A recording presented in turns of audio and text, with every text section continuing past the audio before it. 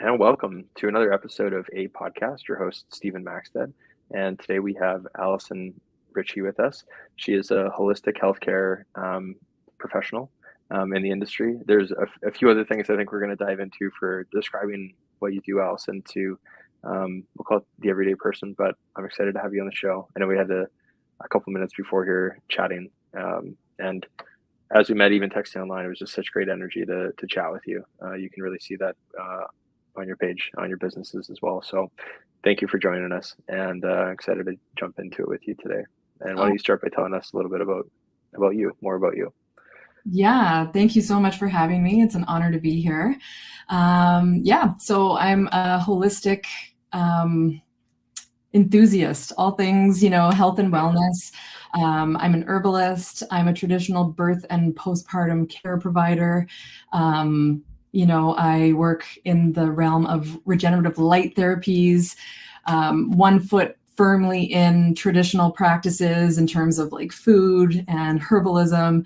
And also I have another foot in these new technologies that are coming in, all that don't interfere or, I don't know if manipulate is the right word, what the body is doing, but they all just assist in the body's natural regenerative process. We are like incredibly designed as human beings. And so there's a lot of new technologies that are coming in that really light me up and excite me. And I feel work beautifully. They marry perfectly with the traditional practices that I'm very passionate about, which is, healthy eating, taking care of our bodies, getting sunshine on our skin. It's really quite simple. So and then I've been attending births for the last 15 years. I had some experiences in the hospital setting, which actually really moved me to work with women outside of the system in a way that is safe and responsible, but also honors them body, mind, and spirit. Something that I'm not against Western medicine. Of course, there's a time and a place for it, but I really feel like Western medicine addresses the physical, and that's it. And the reality is we are not just a physical body. We are emotional. We are a spiritual body. So that really encompasses a big part of what I do now. That is awesome. Very cool. Well, I do not have the same experiences on the birth side, although I'm excited to chat about it. It's totally different than anyone we've had on here as far as that goes.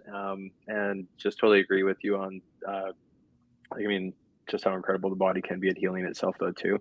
Right. Like if you make a few simple changes, I've done a few different things over the years with diet myself, just playing around with things. And it is quite incredible what your body can produce on its own instead of sometimes what's seen as like a quick fix in many ways. There's a few things that are probably more passionate about saying like, hey, we should probably never put that in our body.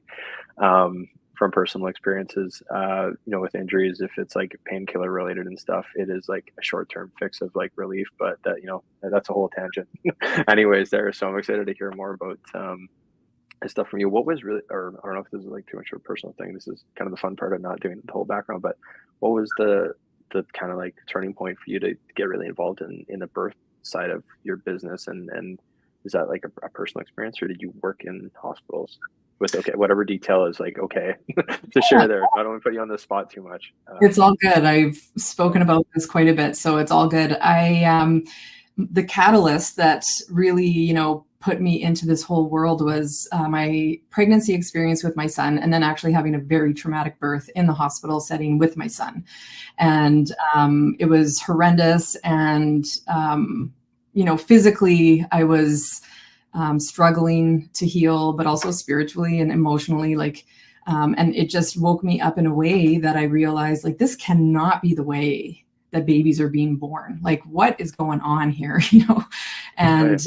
I'm the kind of person that when something like this happens, I want to go and see exactly what is going on, and I need to go fix it or, learn more about it. And it actually became part of my healing journey. Was 6 months after my son was born, I attended my first birth. And since then I've, attended hundreds of births in all different kinds of settings. But cool. Yeah, that was really the catalyst. And not only was it for the birth world. I would always consider myself a little bit crunchy, a little. I always lean towards a more holistic lifestyle, but this was the thing that just propelled me to dive deep into it all for sure. Very awesome. Well, Yeah. that makes sense. Personal experience and going through something that is traumatic, regardless of what like area it is in, you can either kind of live with it. I know that I've heard stories and read through books that have told stories about folks that have had kind of two different power people with similar experiences, and they have two different options. It's neat that you've decided to kind of hit this head on, and go at it with the energy of, maybe not like fixing it, but having another option that's out there, at least for folks to, um, be aware of, to look for that. Like I said, personally, not gone through this experience, never will, but it's good to know. And I can definitely understand, even just like being in a hospital setting. I think a lot of people could resonate with this too. It's kind of light and cold and not really warming. I mean, it's good that they have the dogs that walk around and stuff like that in there at different, you know, areas. But other than that, it doesn't really feel that cozy. I mean, a lot of people are like just striving to get home, regardless of what the injury is or, situation. But yeah, it doesn't give you the warm and fuzzies like your room does. I literally thought it was fake, and that is literally your space that you're in. And it is so warm and welcoming. For an office environment, I'm sure you get lots of good work done there, but people probably resonate very easily with that aspect of it, right? I mean, there's a reason why they do that. Keep it clean. It's all, you can probably hose down the walls in a hospital and it's fine, but it doesn't give you the same nurturing that you may need, out there, right? To see different things, whether it be color, like we were just talking about light earlier too. I can't remember if you even said that on the podcast yet, but even just seeing the sun every day and, being able to do different things like that. I know I've done some reading on that, and it's pretty interesting to see it completely affect our mood, especially being in Canada over winter. I feel like it can feel people's moods go down, seasonally. Unfortunately, that's the reality of the space, and yeah, so that's very cool that that got in there. How many births did you say that you've been a part of? Because you've been doing it for 15 years. Do you have a number on that, or? Oh, I would probably say somewhere between 300 and 400. And that's like in the midst of raising my own kids. So Right. yeah, that was as many. And actually, I'm not taking on as many now. I've transitioned more. You talk about like hospital settings being kind of sterile and everything. And Yeah. I made the conscious decision to kind of move away from them. They just weren't in alignment with my personal philosophies anymore. But one of the Yeah. things was like, this woman has just been through this extraordinary experience, birth experience, and then you give her like the food even that is presented to a woman after having a baby is like some nuked Yeah. eggs and some Kraft dinner. It's almost insulting. I was like, how is this healthcare? How is this Right. healthcare? This is Yeah. like absolutely not conducive to healing your body, which is what a woman actually needs. So Right. I've kind of pivoted a little bit. I'm still working, obviously, doing postpartum care in that childbearing realm, but I've developed a course that talks a lot about traditional foods and herbal medicines and all of and avoiding so many of the toxins that are running rampant in this world, because the truth is, 1 in 2 children in the United States now has a chronic disease, a chronic illness. So Mm. that every single day they're dealing with asthma or eczema or an autoimmune Yeah. disease. And it's like, why is nobody sounding the alarm about this? Like, what Yeah. is happening here? Our food is being sprayed, and babies are very vulnerable when they're in their mother's womb and developing. And so I just saw this as a big, not an opportunity, but like there was a necessity. Like, women need to know that if you are planning to conceive a baby, there's actually a lot that you can do to make a smooth transition so that you're less likely to fall through the cracks and end up with a traumatic birth. And what Right. are the things that you can do to actually fortify yourself and prepare yourself so that you're of strong, sound mind and you're grounded. And these are really important things in a world where our food is depleted. We are breathing Right. toxins all the time, So yeah, Yeah. I put together a course that really shines light on all that stuff. Very interesting. I definitely, it's funny. I don't want to reference my phone on this, but I also don't want to be wrong on the number. I sent, I think it was like 12%. It's a bit of a stretch from related to what you're talking about, but I literally just sent it to a buddy today. And I'm currently experimenting with just eating more of the animal, we'll call it, on the protein side. So just different like organs and stuff like that, liver. I'm just trying to cook different stuff. So, because I was doing some reading about all the minerals and how we're basically sticking to like, the chicken breast, the steak, the pork, whatever it is. You're really not accumulating any like greats. That was what I read online. Who knows if that is correct? We might confirm that True. here, It's but it true. was, well, just 8 years ago, we used to hunt and eat like the entire animal. And for parts of my family that are from northern communities in Manitoba, they grew on trap lines. I'm going to get the grades wrong. I think it's 2 grades. Lived on a trap line to be 106, and he ate stuff off the trap line daily, like boiled the meat, and then ate the broth after. Like kind of like people would think that's kind of crazy to say, but that's a reality for that storyline. But anyways, the stat that I saw today was 12% of, I think it was America, because it was, obviously states, whatever, they're putting out more of these, but 12% of America is getting sufficient, or is consuming like most of the meat protein in the United States or something like that. So 12% is consuming that on wherever this was from, but 88% of the population or something like that, like literally another article flip side is headed towards being chronically ill. And then, the tag there was kind of like, is there, what's the correlation? Like maybe they should be eating more meat, or try to, find a way to do that instead of filling it with a cheaper option all the time. Oh, And I think, it's just like, from these 2 articles, I don't know if the headlines are real. I didn't do any research. Don't cancel me on YouTube. But, there's, with that alone, just even if the numbers are remotely true, I think that's an interesting thing to explore. Maybe people should have more protein within that diet, right? Versus, it's not just what you're eating, how much you're consuming of things, but what you're eating is very important oh, within that space, right? So, it's definitely quality, the quality of things. And like, what did you say? Your family member lived to be 106 and he was eating things off a trap line?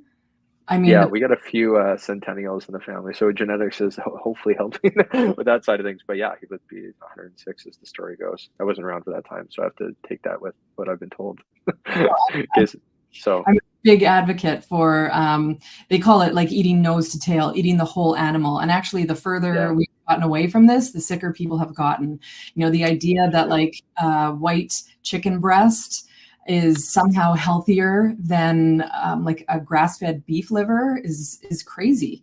Like ounce per Yeah, ounce, grass-fed beef liver has more vitamins and minerals in it than any other thing on planet Earth for us to eat. It is like essentially the you know the holy grail of nutrition, and this is something that it's definitely coming back into fashion, let's say, to consume organ meats. There's organ meat yeah, supplements now that you can take, but there's a reason why, and it's the West has turned absolutely. their eyes up at it, but everywhere else in the world, like, this is the prize food, is like the kidneys, the liver, the Yeah, heart, like, yeah. And there's this yeah, idea like feeds like. So when you're yes. eating a liver, it's actually supporting your liver. When you eat a heart Hmm. from a humanely raised or wild animal, you're taking in that energy and that essence as well, and it is feeding your heart. So Yeah, that's a holistic way of looking at it. And so not all meat is treated equally. Obviously, there's factory farms that are very inhumanely raised and full of antibiotics. So there is absolutely a gradient when we talk about meat, and I think everybody totally. is against, this slave kind of meat that feeds a lot of people, but it isn't the best quality. So, anything that was caught on a trap line that lived a wild life, like, that is amazing meat. Yeah, that would have been like, I haven't tried probably like a lot of stuff. And like I just mentioned, I'm kind of exploring other stuff, but I've always been open to trying other meats, and like from my experience working in ag and just being with buddies that hunt and stuff, I've had the great opportunity to try different meats and different cuts of stuff, and it's, I don't know, I'm always down to try. I don't really feel like any of them have ever really been bad. Some of them just preferred more than the other one, but it is interesting to think about from what you said too. And ironically, this week actually I picked up chicken hearts to try out. That was my new meat this week to try out. Yeah. But there's a long, yeah, list of other things that you can pull out of animal that some people just throw away, right? But others will eaten. Obviously, there's yeah, a reason, as long as you're not poisoning yourself by eating them. And turns out that yeah, you can just got to figure out how to cook that in a way that's you enjoy it as well. Is part of the struggle there for people that haven't been exposed to it, because I think we did get kind of sold on the ease of the meal for a long time too, right? And then we have a lot of fast food places. It's actually pretty tricky to avoid. Like when I'm thinking about it in like travel, like if you're doing a cross Canada trip or any kind of like travel via plane, it's almost impossible. Not that it is, but the places that are having the better option in many cases, it's tough to find, It right? is. Yeah, and I don't think it's about being perfect. I don't think it's about being a purist in the sense that you can never, you know, enjoy a fast food meal. If it's what's going to feed you today and you're doing that, then like be with it and enjoy it and don't feel guilty about it. But at the same time, you know, if we can consciously be connected, more connected to our food and understand that food is actually energy and food is information for our bodies and how we are going to code Totally. our bodies and how we are going to experience the world. So if you're eating Cheerios and Cocoa Puffs and like stuff that is really void of any kind of meaningful nutrition, any kind of raw materials that our bodies require to operate function, like, you know, in a good way, then you're going to be having a different experience than someone who is eating a more ancestral diet, you know, something that our bodies are actually designed to eat. And, you know, I totally understand the whole taste thing. It can be really weird. This is part of what I go into in my course is I call it like feeding your wild woman. And, you know, wild women aren't eating pancakes. And if you want to live your life through this part of, Yeah, through this lens, wild women are eating, you know, they're eating the red meat and the steaks and the organ meats. And these are the things that are feeding our womanly hormones and, you know, put that extra layer of nutrition into our reserves so that if we are going to conceive a child, we can draw on that. You know, most women are going into pregnancy super deficient and to their detriment because nature is designed so that if you become pregnant, that baby is going to take everything it needs from the mother's body so that it can develop properly. But that's at the woman's detriment. And so right. if we aren't consciously, like this wasn't a problem even 100 years ago because we were all eating steak and kidney pie. Like that's what those things that we were eating. Yeah, But now, like we've come so far into this like convenience food and protein powders that are, you know, full of a bunch of other things when in fact, like it's very simple, like simple food. You can turn your nose up at it.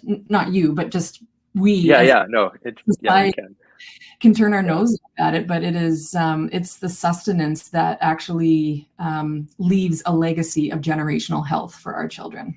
Who would have thought? Like bone broth and organ meat and like all of yeah. these crazy foods are actually like the ticket to genetic health. It makes a lot of sense when you simplify it, and something that has crossed personally my brain, just sharing this out loud, but what I've been thinking about, because we spend time on in marketing a lot for my business there for marketing, but when I'm looking at stuff now that's being advertised really heavy for like paid ads and other stuff, it's almost like the thing that's being advertised not at all is probably the healthiest thing for you. Like on the food side, I've been thinking about this lots. I'm like, the bigger the sign or the more ads that I see for it, probably something that I shouldn't go out and get. But it's hard to get away from too, right? On that side of how my brain thinks on the daily about marketing stuff. But um, and if you're consuming any kind of TV, watching sports, going out somewhere, you're getting foods or ads for pizza and a bunch of other things within that space. But anyways, something I know not enough about, you probably dive in more here, but there's a pretty strong correlation to like bone density in women, both as they age and I think through the cycle you're speaking to. Because you said like pulling nutrients in, that's like a likely, I'm just opening that one up like a can of worms. It's on my algorithm a little bit for like fitness stuff that I follow, and I know that there's once in a while something that comes up and speaks to that. Is that something that like is a pretty major issue around the birth cycle, or is it something that happens later on in the journey after that? Because I know it to be probably an issue, but I'll throw that your way. Ask your expertise on that.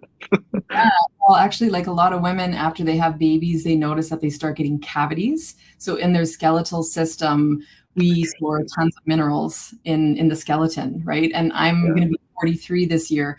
I need to start really thinking about bone density more because, as women Yeah. age, these things become more and more prominent. So, like, I make multiple pots of bone broth every week, and I eat the bone marrow out of the bone because, again, that like feeds like.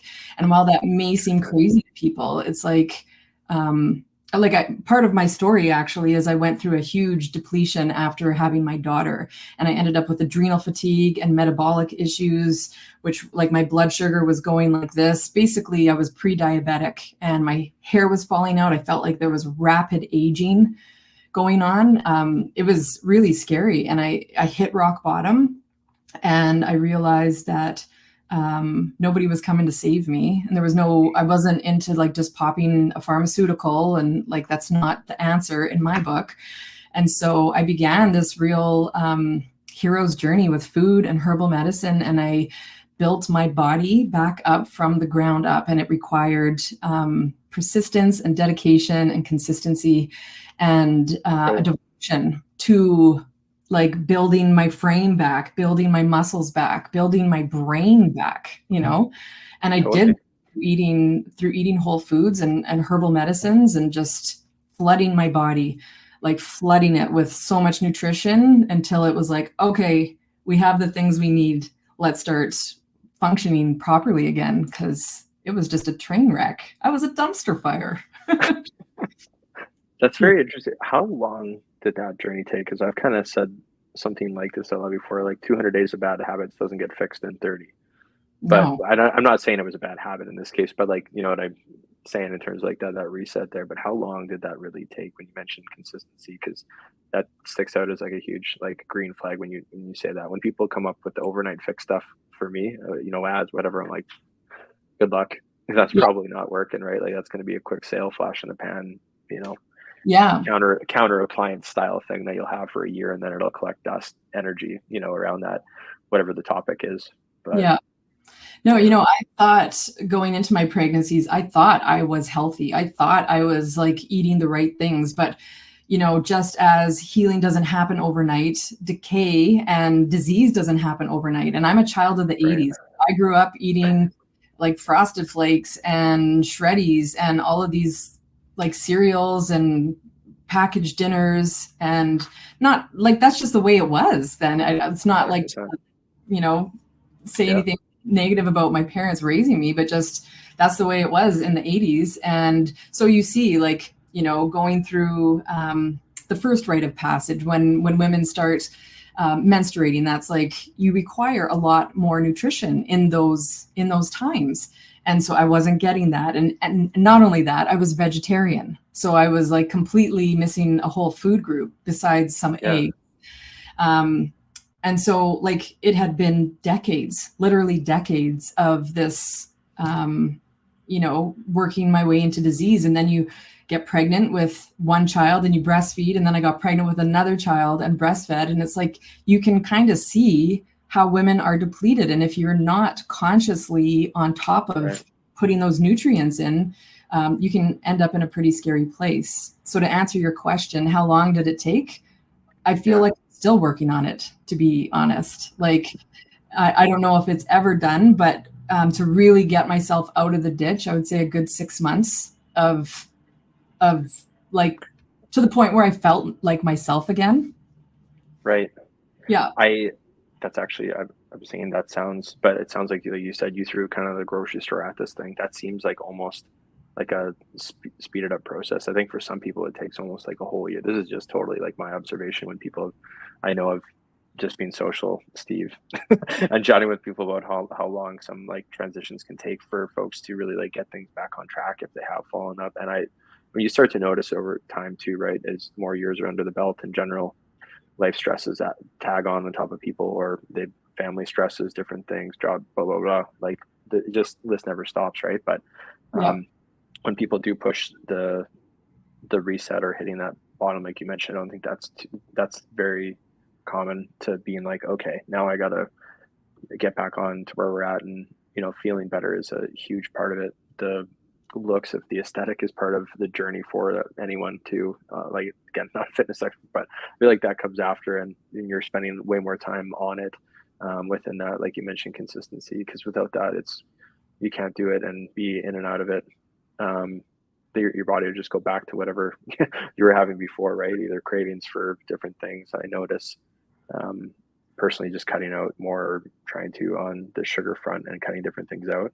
I could almost like read my body like very well for a bit when I was going to get a craving for something, because it was almost like clockwork within the day. And then once you kind of cut that out, without making it too much on my thing here, but it sounds like you might have been in a similar spot, and it's like, and then you're like, oh, just remind yourself, okay, I don't need this thing. It's just my body going back to the easy way of, eating a lot. I didn't think I was even eating lots of sugar before, but it's just in a lot of stuff that you eat, and you cut those Yeah. things out, and you realize it was in a lot more stuff than you thought. Like you mentioned, cereals is not something that I even eat recently, but stuff like that though, where you're like, oh, this is probably okay for me. It's advertised as such, but might not be.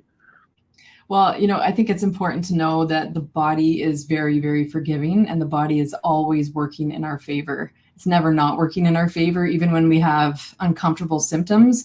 It's always doing what it needs to do to reach homeostasis again.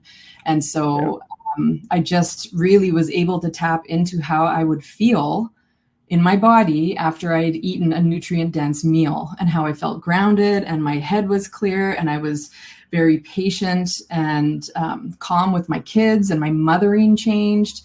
And it's like, I don't think people understand how, like, it's the quickest way. Food is the quickest way to change your life, because we do it all the time. We eat like at least 3 times a day, most of us, And Yep. so if you think of it as like information and the way that you want to code your body, it was like, well, if I can feel like this from eating a bowl of like chicken soup, instead of like, not like I was eating pizza pops, but you know what I mean? Like some quick Yeah.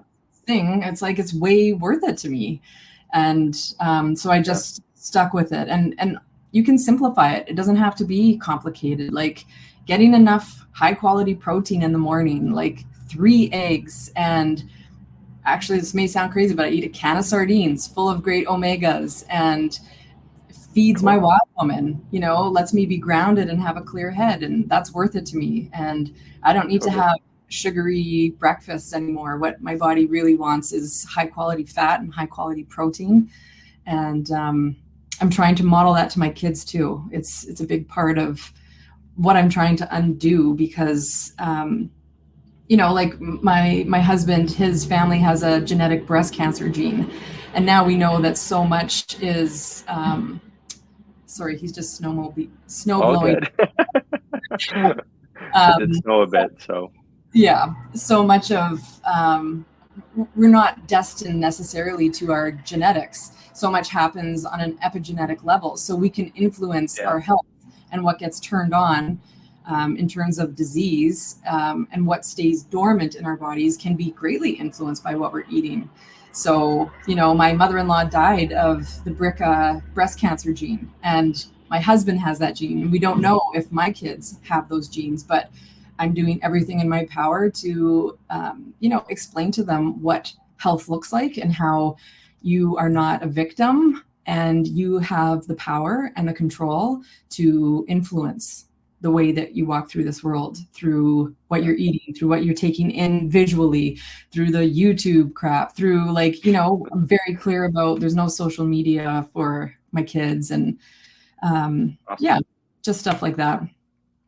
For someone who pushes the podcast pretty hard on social media, but on like on the other end though, I totally get it, because it can become, we use tools actually to try to limit screen time. It's just that, like, I segue onto that. It's interesting though, because once you spend enough time in it, like I've heard this from people that work in like big tech stuff too, their kids like are not on any of the things that they work on. And we are totally a product of the stuff that we take in, whether it be food, environment, lighting, like you said, for regard like to sun. Actually, that's something I had to ask you, because I just got this thing to experiment with recently. But what's the light? You mentioned something about light therapy or stuff with lights. What's that all about? What do you talk about on that part? Oh my gosh, I'm wearing one right now. So it's this. I don't know if you can see it. It looks like a Band-Aid basically. Yep. But Within here is a crystal matrix that when you put it on your skin, we're infrared, we're light beings basically. Yeah, And, if you looked at through night vision goggles at someone at night, you would see that there's like this luminous light around them. And right. that's how we are. So this patch actually reflects a frequency back into your body. There's no drug, there's no supplement, there's nothing but a crystal matrix that releases a frequency that goes back into your body that actually raises peptides. And in this case, this one is it's called X39, but it actually activates dormant stem cells. So we know now that stem cells are like lots of people are talking about stem cells, and you have to go to Mexico to get them injected, and it costs thousands and thousands of dollars. But this is actually a very affordable therapy, like $5 a day for this. And there's different kinds. So I'm actually wearing 3 different ones right now. But they all raise different things in your body, very much the same way as if you go out into the sun. Vitamin D levels raise. It's actually a very old technology that's just been put in. Fun? Yeah. It's been incredible because this is true regenerative healthcare. Like there's nothing going into the body, right? So it's just you cycling stuff. Yeah, it's activating dormant stem cells. And so you actually asked about bone density. And so the one I'm wearing underneath my belly button actually helps to build muscle mass and bone density just through light. So like this is what excites me, is like I'm all into the traditional practices of like what our ancestors ate. And I live in Manitoba, Canada, where we have a limited access to light in the winter. And beyond that, these are things that people are paying. They're going to cancer centers in Mexico. And I'm not making any medical claims or anything, but what stem cells do, they are the healing cells of the body. So it's something called pluripotent. So if you have a damaged liver, your body's going to register that, and these new stem cells, they'll go and help your liver. If you have problems with your eyes, your body will know that, and they'll go and produce eye cells that help you, repair things there. So it's phenomenal technology, and I've been using them. They became available in Canada last August. So I don't know how long that's been, 7-8 months.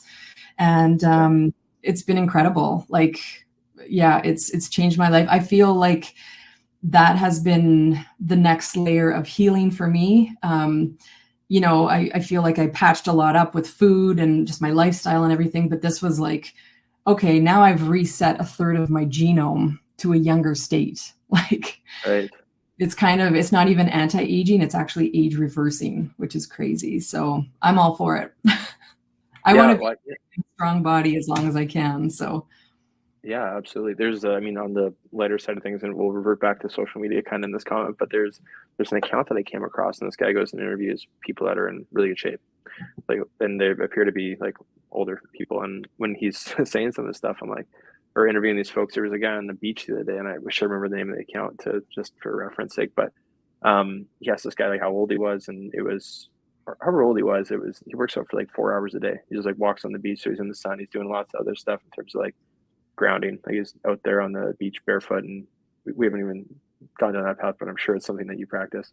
And it was just interesting to like hear how much time like those folks are making it a priority, but they do look about 10 or 15 years younger than they are, relatively speaking, to the average. And that's also like a very big priority in their day to make that happen. But if we all did it, we would all probably look a little younger. And I think it definitely is tricky to do it in the winters, or it can be in Canada too, right? For sunlight or even just availability to get outside, it's not really that encouraging to go for that walk and get out there, bundle up and do it. So there's a little bit of a push and a pull there within the environment that we're in too. Yeah, no, I totally agree. Yeah. Well, that's okay. So light stuff though, back to that for a sec, outside of the I'll call them Band-Aid patches. I don't know what they're actually called, or X39, I think you call them. Crystal patches. Do you do any stuff? Like I have one literally sitting next to my desk here. I got it because someone I work with on the marketing side told me that they have one, and it's like a red light thing. It basically it can fit around your waist, or it can fit around like an arm and stuff like that. I got it because literally sitting at the desk was bothering the lower core here just from sitting, moving, and trying to keep somewhat still in some situations. Outside of physical fitness. But anyways, I've been experimenting with light in that way. Is that something that you explore or do on your Yeah. end as well? Oh yeah, Red light like therapy, I think it's called. Yeah. yeah, we have a red light sauna. That's exactly the same thing, Oh, except you're cool. using a patch, and so you can wear it around all day, kind of a thing. But red light, this is some. I was in Mexico just a couple of weeks ago, and something that I found so nourishing was being able to have access to the morning sun, which is when the rays are red light, and actually moving my body in, like doing some stretches and just like remembering that like in this crazy world that we live in, we actually are animals, we're humans, but like we live in sort of this primal animalistic body that requires certain things for it to function properly. So Yeah. even just being attuned to the ocean and okay, the sun is up, that means like my circadian rhythms, like it's a wild experience to be a human on earth at this time. And so much of it, so many things get disrupted by light. Like, the fact we have these phones and people are looking at their phones late at night, it's blue light that's going into your eyeballs. And, then they wonder why they have insomnia. But it's Right. like we were never meant to be looking at blue lights at 10 o'clock at night in the boreal prairies here. We Right. were supposed to be in darkness, and all of that has Right. been disrupted. So that's why you see some people now wearing like red light glasses or blue blocking glasses. Oh, you Exactly. can't see them because it's green screen, but I have some right here. Yeah. Yeah, that's the reason Yeah. for it. It affects so many different systems in your body. This even goes with like sunglasses. People wearing sunglasses, what they don't realize is that that is kind of essentially telling your body that it's nighttime. But when you are getting the sun light in through your eyeballs, we have over 1,500 I forget the word, receptacles in our eyeballs that tell our body we're in the sun. So our body starts producing melanin to protect our skin. So when people are wearing Right. sunglasses and then you go and Huh. sit out in the sun, slather yourself with a bunch of sunscreen, like it's a recipe for skin cancer.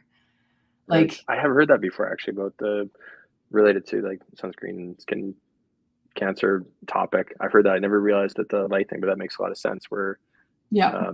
I joke about this with some friends too. But like, it seems like sometimes we're a bunch of fancy plants in terms of getting hit by the sun. Except we can move. We're not rooted down. We're not stuck to one place. Unlikely to be moved um, on that end of things. But And just to say yeah, too, I'm not suggesting that you like go out in high noon sun and fry. Like by all means, wear a hat and cover up, but yeah, understand that yeah. like, and your body's always working for you. So when you do something like that signals to your body, I don't need to worry that the sun is out, then your body isn't producing the things that will protect it. So we're always in conversation with our environment, always. That is very interesting. And I guess back to I'm gonna call it like the business side of what you do. It's most. I'm gonna kind of like ask this really open ended here, but is it mostly a course that you're offering to folks, and I guess other experiences within probably some other like services that you kind of do, or is it mainly a course that you're focused on for folks and then guiding them through stuff like this? That's kind of my assumption after like chatting here and taking a look at the website, but I'll get that from you and share with Yeah. us a little bit more about what that looks like. Those are my two big offerings right now. I did take a little bit of a break from attending births as it requires you to be on call, which I just needed a little bit of space from. So I am, it's called Of Marrow and Mother, and it's a course for birth workers, for women who are wanting to conceive or who are already pregnant. And it focuses on traditional foods, herbal medicine, living a non-toxic life, and just the rite of passage that is, including the spiritual aspect of it and the emotional. I have interviews with experts within that container. And my other offering is these patches. It is, they've changed my life. And, there's a bunch of different kinds of them. And when I find something that works well for me, I just have to shout it from the rooftops. So, I'm affiliated with certain companies. And when this came into my awareness, I guess you could say, I heard these women talking about it on social media, and I had like a full body yes reaction to hearing them talk about it and what it was. Yeah. And, when I started to do my due diligence and look into the company more, it's like, this is a patented technology. It's proven. It's not like, you don't have to necessarily feel it happening for you to know that it's working. And the proof is in the pudding for me. Like, I know how I feel when I wear them. I know how I feel when I don't wear them. So, yeah, my big focuses. You know what I just pulled up on the website here is like there is a whole section just to describe to listener, and we'll get there in a minute about how to find you and go through this. But on the website, work with me at the bottom. There's a link for affiliates, and there's we're just not even like touching the surface. There's a few other products on here too, but the X39 is on here. If anyone's listening and interested, looks like there's a few items listed. I don't know if there's codes or stuff attached there, but there's a quick link to be able to find and source those products right from your site. So just to throw that in the mixer, but that is very interesting. What about you personally, Alison? How do you go about like grocery shopping specifically as like a starting point? This seems like it probably could be like a whole other topic on its own, but like a quick take on that for how you go about sourcing your own like food supply.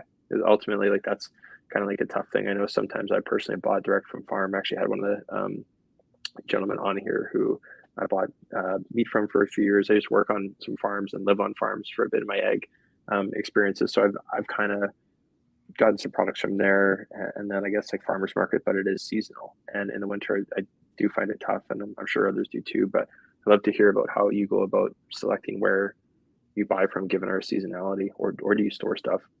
Are you like prepped ahead of time for this? I love gardening. I have a huge garden. I invested in a greenhouse a few years back that has extended my growing season. So that's been a real interesting journey with trying to create ecosystem within a bigger ecosystem, because we're in agricultural zone 3B. It's one of the shortest growing seasons on planet Earth. So like we gotta know what we're doing. But I grow my own food. I know how to preserve and can and store food like that. And as for meat, we buy like half a cow kind of a thing from regenerative farmers here in Manitoba.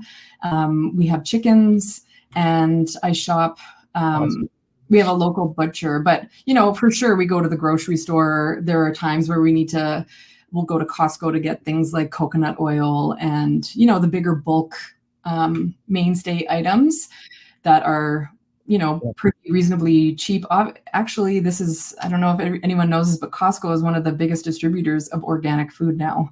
So that's good to know. So and then we eat a lot of fermented food in the winter because we've preserved that. Our summer harvest, we eat lots of pickles, sauerkraut, which is actually the way we are supposed to be eating in terms of, we're not necessarily supposed to be eating pineapples in the middle of winter here in Canada. Like, those foods are actually grown to support people that live in tropical climates. When we eat them here, they actually have a very cooling effect on our body and kind of take us out of our zone. So when you eat, like there's something called a 100-mile diet, the food you should be eating is like dried blueberries and dried apples and apple chips and frozen apples that you can make into like a warm stewed apple pie or something like that, Right. No, I've definitely heard that before. It's interesting to explore that, like, and hear you talk about it. Sorry, keep going though. Don't let me stop you there.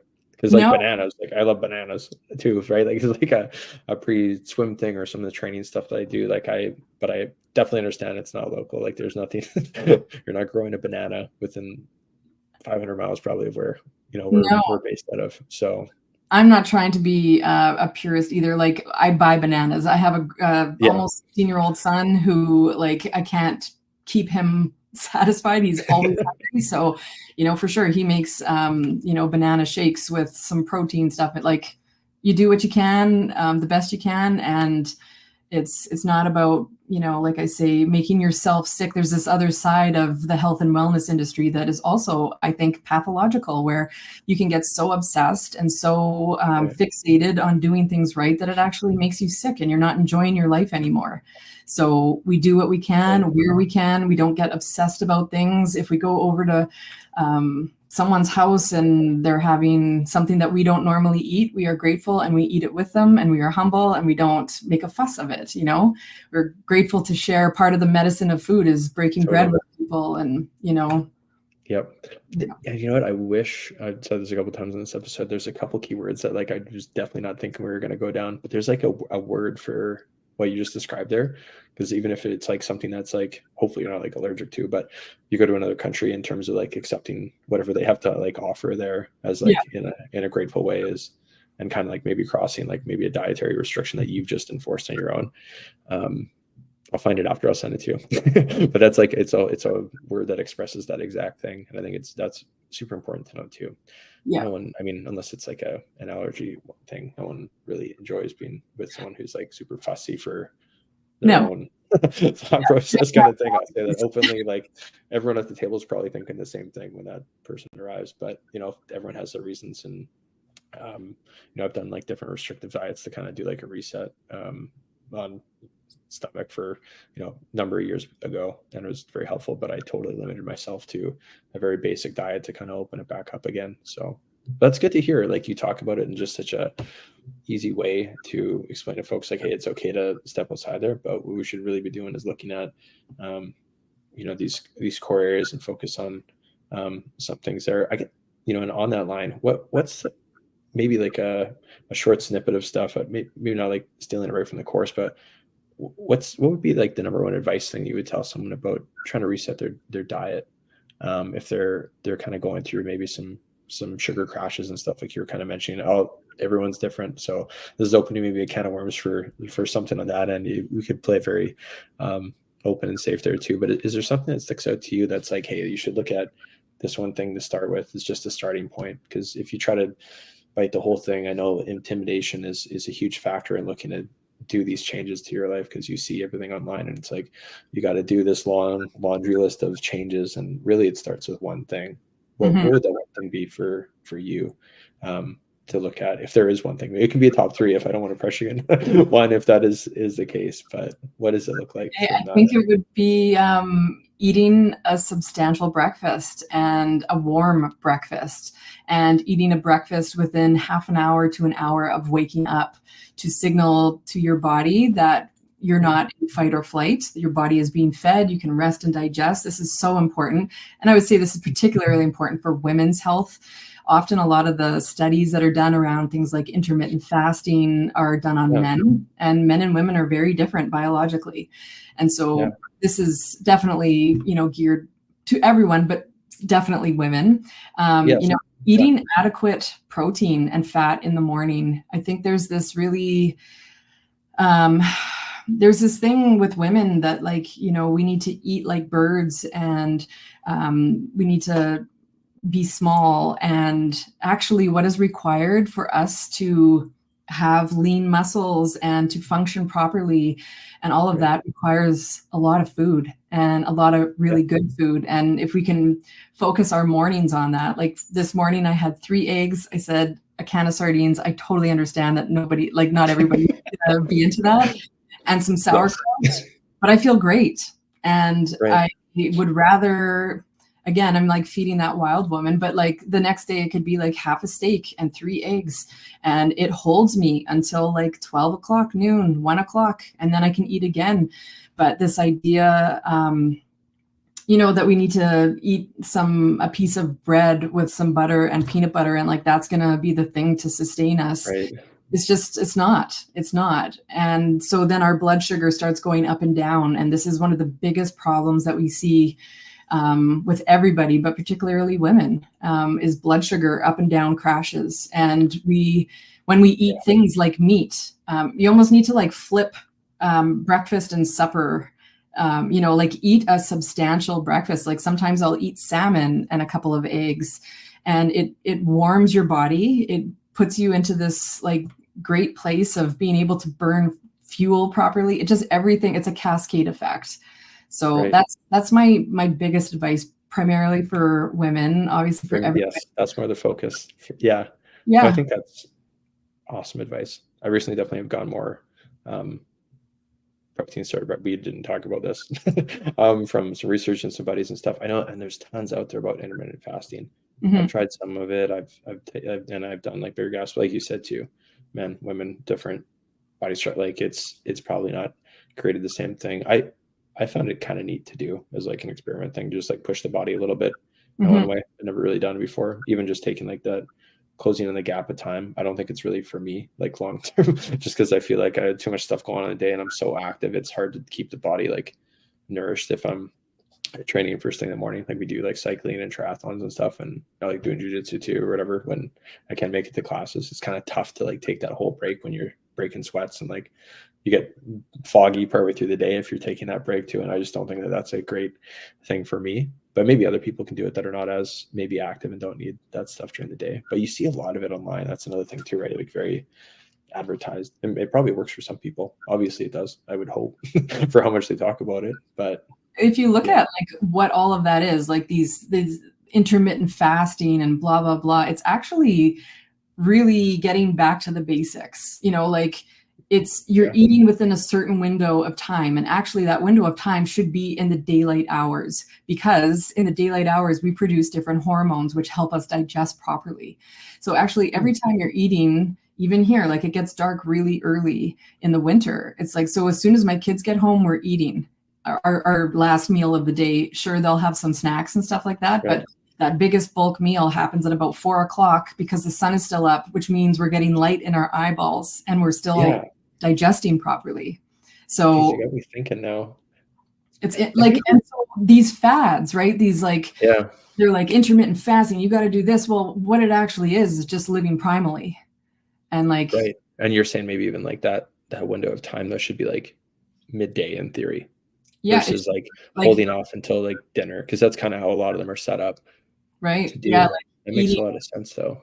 Consuming your food, you have to think of like your food eating as like you have a fire going and the sun is like this fire that's, we're awake. That's the time we should be eating and doing that sort of like putting into the body. When the moon and the dark part of the day, like the dark part of the cycle is happening, that's when the repair happens and the digesting happens. But if we're constantly filling our body with food at any given hour during the day, it never actually has time to repair. It takes a tremendous amount of energy to digest food. So if our last meal of the day is at like 7 p.m. and we're going to bed at 9, well, you're not going to your body's going to be too busy digesting and you're not going to have a good sleep, which is a killer of health. And so if you like cut off your eating time when there's still the last hours of daylight here. Thank goodness the equinox is coming right away and we're getting more light. But it's like these are cycles that nobody really pays attention to anymore, but we are hardwired to our environment. It's actually really stinking cool. And the more that we like our feet on the earth and we look at things like the sky and the ocean and fires, we realize like this is actually medicine too, This is the coolest chat for sure from today, maybe this week, maybe this month, maybe even this year. But this is really awesome, Alison. And I really appreciate you making time to be on here. What's the best way for folks to get a hold of you? Obviously you have the website listed under your name here, and that's a great resource. And I see on here, I'm just going to go to you have a contact us section on here, and you have a few. So I follow you on one of the socials on Instagram there, but do you want to list off those for the listener, where they can find you? What's the best place to get a hold of you and even to maybe sign up for the course with you if someone's interested? Yeah. So my website is, I think it's on the screen here, AlisonRitchie.com. And there's a contact me tab that anyone can contact me there. Or my Instagram is at @this_grand_voyage_. And my Facebook business page is Alison Ritchie Business. And any of those are fine. I'm not super active on Facebook all the time, but I usually check in with Instagram at least once a day. So But if you send me a message on my website, I will for sure get it. And yeah, if anyone wants to know about light therapy technology, which is blowing up like crazy, and really seeing miraculous things happen. There were people that there was a testimony of a woman who hasn't walked without a cane, and then she's been wearing these patches for like 8 months, and then one day she just was walking without a cane, and Very like cool. Truly miraculous things are happening with when you give your body the things that it needs to heal and not interfere and try and treat symptoms. You're actually just helping it do what it already does naturally. Like amazing things are happening. So that's a big piece of where I'm putting my energy these days, because I feel so strongly about it. So I believe in the right to health. I believe like it is our birthright to be healthy. And there's so much that's going against us in the world these days that keep us sick and kind of tethered to these systems that actually don't care about our health, that care about making money.